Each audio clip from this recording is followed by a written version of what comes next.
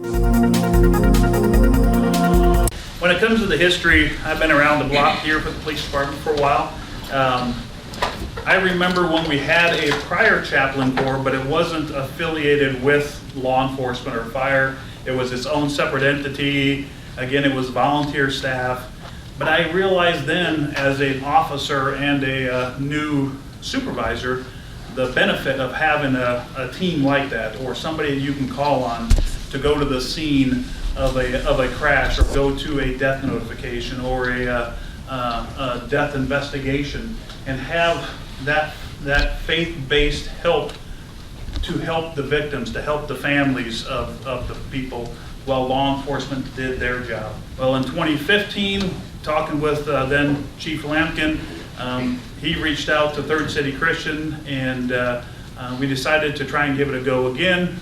Of course, it fell in my lap, which I was more than happy to take on, because I felt that there was a need for it.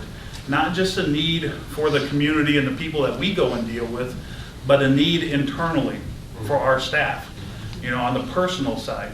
Our people see stress and crisis day in and day out. We need help at times too. And chaplains are somebody that we can, if we didn't want to talk to our own chaplain in our own church because we didn't feel comfortable, maybe we could talk to our chaplain corps people. And somebody that we know that will keep that confidential and keep that private, and help us with any problems that we might have. And as we progressed, we got into critical incident stress management, bringing chaplains into those situations. If we went on a fatality accident with 4 people that had died in a car accident, and we were out on that, then we realized at that point in time it's bigger than just GIPD and the Sheriff's Department. It's bigger than just us and the Fire Department. We got to include dispatch. Dispatchers are the ones that take those calls. They're the ones that instigate a lot of these things and talk to the people up front, but they never get the backside. They never get that relief. So bringing them involved, or getting them involved. Of course, because we have fire, now we have rural fire involved, but reaching out to Department of Corrections. They have their own stressors. They have their own incidents over in the jail as well. We have chaplains that go to the jail and do chaplaincy work inside the jail. Let me tell you a little bit about the chaplain's journey. The chaplain's journey begins with accepting a call to service. This call is not taken lightly, and we learned that today as we spent 2 days with Rocky Mountain Police and Fire Chaplain Training Team. They came and told us the beautiful things about chaplaincy and the really hard things.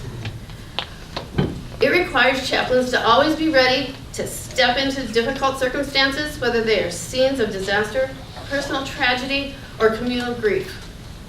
The chaplain is entrusted by the member agencies as well as the larger community to be a steady, compassionate presence. We don't show up to fix or advise. We are a ministry of presence. Compassion is at the heart of a chaplain's mission. When first responders and other agency members are faced with overwhelming events, and we've had a few, a chaplain is available to provide a safe harbor, offer comfort and understanding. Our agency members, the 7, we started with 5, we're at 7, this is great, are composed of people from varied backgrounds and beliefs. The chaplain's role is to respect these differences and to create an environment where all feel valued and heard. The commitment is to diversity, and it ensures that spiritual care is accessible and meaningful to everybody. In moments of vulnerability, agency members will confide in chaplains, and the chaplains promise to protect these confidentialities. And that's the foundation of building trust. Exceptions are there's legal and ethical issues we have to deal with, and we will communicate that when we're talking with these people. Member agencies encounter trauma, loss. That's part of their daily work. Chaplains support their resilience by offering resources, coping strategies, and ongoing emotional support. Our goal is to help individuals and teams recover and thrive. Emergencies don't adhere to a schedule, so your chaplains make themselves available at all hours, 7 days a week, 24 hours a day, 365 days a year. We offer prompt and reliable support when it's most needed. The oath for a first responder chaplain is more than just a collection of promises. It's a living testament to the principles that guide our service.